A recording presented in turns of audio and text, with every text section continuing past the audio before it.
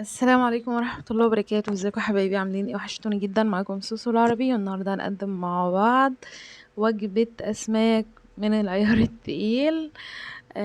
بولتي مقلي وسنجاري وجمبري وكابوريا. تمام.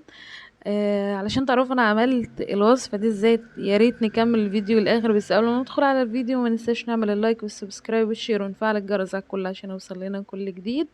وعايزة ادعم حبيبتي ماريا عزيز، الداعمة الاولى عندي على القناة. ميرسي جدا ليكي يا حبيبتي واخواتي الغاليين. آه تعالوا بقى نشوف السمك اللي انا جبته بالاسعار بتاعته، وسمك طازة.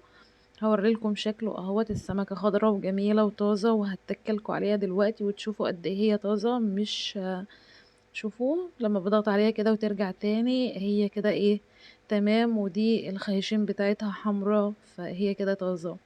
الكيلو كان فيه ب70 جنيه، جبت حوالي 2 كيلو الا ربع، عاملين 110. معايا هنا برضو جبت نص كيلو من الكابوريا. كيلو الكابوريا كان عامل 70 جنيه، فالنص كيلو دول عاملين 35 جنيه. الجمبري ده الكيلو فيه 220، فانا قلت له هاتلي ب75، فهم وزنهم تقريبا كانوا عاملين 350 جرام. تمام كده. اهو انا بوريلكم التنظيف. انا هنضف الحاجات دي كلها على الحوض، ومش هصور لان انتوا عارفين ايه، تنظيف احسن مني. تمام تمام. بشيل كيس الرمل، بس انا حبيت اوريلكم الجمبري تنظيفه ازاي عشان في كيس رمل كده جوه. هو ما بشيلش الديل في الاخر، عشان هنعمل حركة مع بعض تبقى فردلنا الجمبري شوية، ما يبقاش ملفوف كده عامل قوس كده صعب يعني. تمام تمام. هنضف انا بقى السمك واوريلكم شكله بعد ما يتنضف. اهو يا جماعة بعد ما نضفته، ده الجمبري بتاعي حجمه مناسب جدا وحلو. لما نلفه بالدقيقة هيزيد حجمه. ودي الكابوريا انا غسلتها كويس، بنفتح من ورا كده وبنغسلها حلو. عندي بولتي، انا قسمت البولتي كان عندي 5 حبات، خدت اللي هما المتوسطين عملتهم يبقى مقلي. وده للسنجاري ما بشيلش من القشر بتاعه، بفتحه من فوق مش من تحت مش من البطن.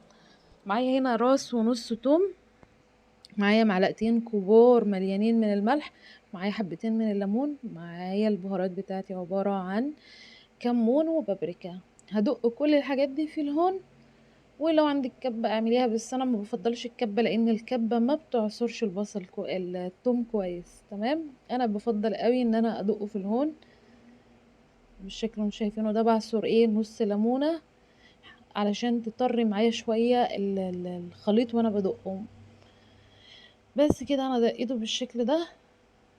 بقت الخلطة بتاعتي اللي انا هتبل بيها كل السمك بتاعي جاهزة، زي ما انتوا شايفين كده. ايه، هدخل في الفراغات اللي انا شققتها دي علشان السمك يشرب منها. تمام.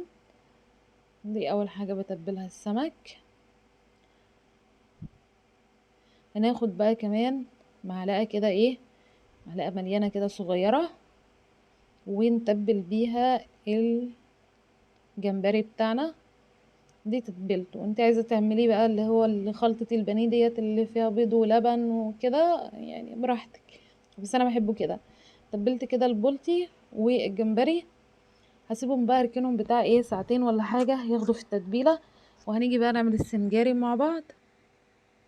معايا هنا الصينية هفرشها بألمونيوم فويل من الجنب اللامع. دايما استخدمي الجنب اللامع علشان الجنب اللي هو المطفي ده هو ده اللي بينزل القصدير اللي فيه.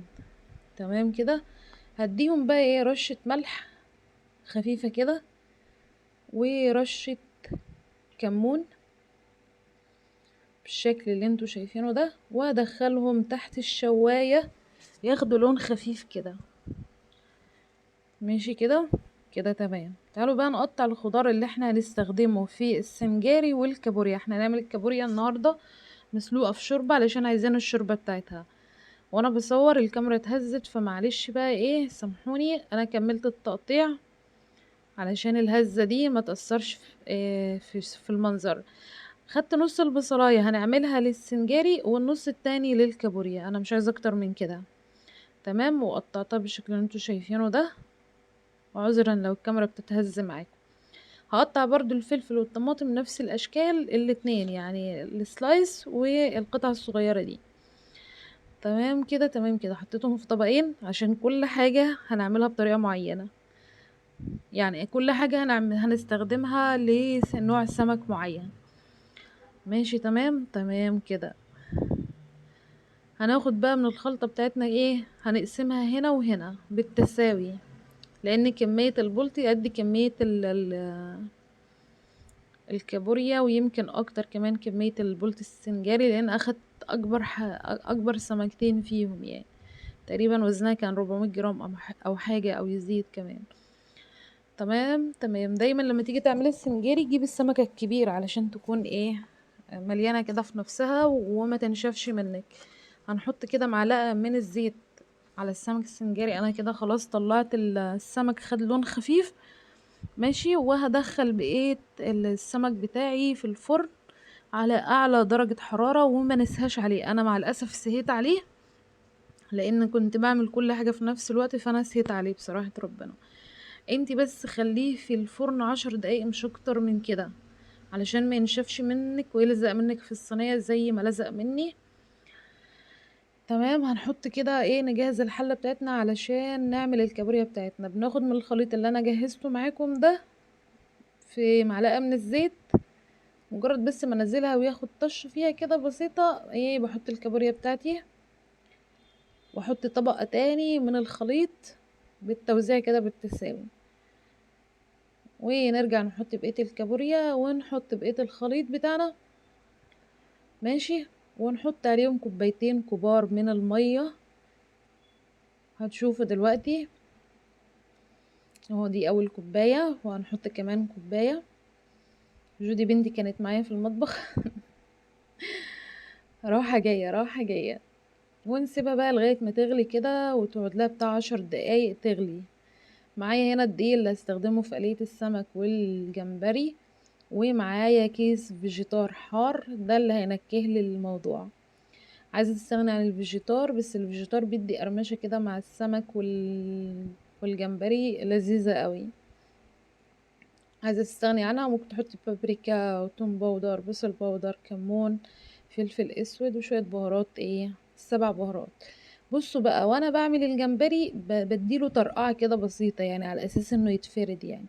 اهو طرقع والفه كده شوية، احاول افرده على قد ما اقدر، علشان لما يجي احطه في الزيت انتوا عارفين ان هو بياخد شكل القوس، يبقى مفروض معايا كده. انا تبلت الجزء ده بتاع الجمبري، شوفوا ما شاء الله زاد ازاي حجمه. وهنبتدي نتبل السمك البلطي بتاعنا. وفي الاثناء دي انا حاطه صينيه على النار فيها زيت، عشان هنبتدي نقلي الجمبري الاول، وبعد كده ايه هنقلي في نفس الزيت البلطي. نبص بقى على الكابوريا بتاعتنا اهي دخلت في السوا خالص كده، هي تقريبا مستويه تمام. بس هنقلها على عين صغيره برضو علشان اقلي السمك بتاعي، عشان الكاميرا تجيب لكم كل حاجه. اهو انا حطيت الزيت وبنحط الجمبري، شايفين يعني لحد دلوقتي نسبة الكشاشان بتاعته مش بالحجم اللي انتوا متخيلينه. ده ليه؟ لان انا اديت لها طرقعة. انتوا متخيلين يعني؟ انا عايزاكم تسمعوا صوت طرقعة البتاع، يعني بتك معاكم ان انتوا بتفردوها نفسها لحم الجمبري. ده هيخليها ما تبقاش مقوس قوي، يعني واخده شكل القوس قوي. بس والله في حبات كانت مفروده، وفي حبات برضو ايه تقوست زي ما انتوا شايفين كده. هو الجمبري كده بيكشف نفسه. المهم اهم حاجه النار بتاعتك تكون عاليه. تمام. وما ياخدش منك غير دقيقه كده ودقيقه كده، دقيقه على الجنب ده ودقيقه على الجنب ده. تمام. لانه هو سريع جدا جدا في انه بياخد لون، وسريع جدا جدا في انه بيستوي. لو زودتيه في النار، يعني لو حطيتيه 5 دقايق في النار، تأكدي ان هو هيبقى عامل زي الكاوتش معاكي. دي من علامات نجاح الجمبري. اهو في ساعتها انا شلته. وعلى فكرة هو ده التصوير الاساسي بتاعه، يعني ايه، ما خدش وقت مني خالص، دقيقة ودقيقة بالظبط. يعني لو هتشغلي تايمر يبقى دقيقة ودقيقة بس كده. شوفوا اللون بتاعه سريع ازاي، بيلون في ساعتها وبياخد اللون الذهبي الجميل اللي انتوا شايفينه ده. خلاص كده ايه، طلعنا الجمبري بتاعنا. نبتدي بقى ايه، الزيت بتاعنا لسه نضيف اهوت زي الفل. اوعي يبقى عندك جمبري وعندك بولتي هتقليه، لا الجمبري الاول وبعد كده البولتي، لان الجمبري ما بيلونش الزيت. هما 3 سمكات هنحطهم في الصينية وان شاء الله تكفي. تمام كده. و اهو النار تبقى متوسطة علشان السمكة دي كبيرة، ف تاخد تاخد وقتها في السوية يعني. وده السنجري بتاعي لزق، فانا جيت اطلعه لقيته لازق، فايه عافرت فيه لغايه ما طلعته. وبس كده، ده فيديو النهارده ودي وجبه النهارده.